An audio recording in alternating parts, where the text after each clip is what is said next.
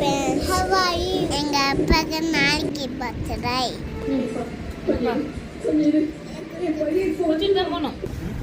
நல்லா தான் இருக்கு. வரும்போது சைக்கிள் கடை பார்த்தோம். சைக்கிள் மாடலாக நினச்சி நாங்கள் பைக்கில் போனோம்.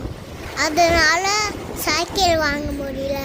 காலில் போகும்போது வாங்கிக்கலாம். பரவாயில்ல.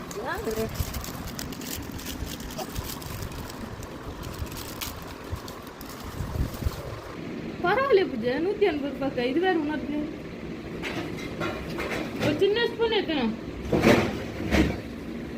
யார்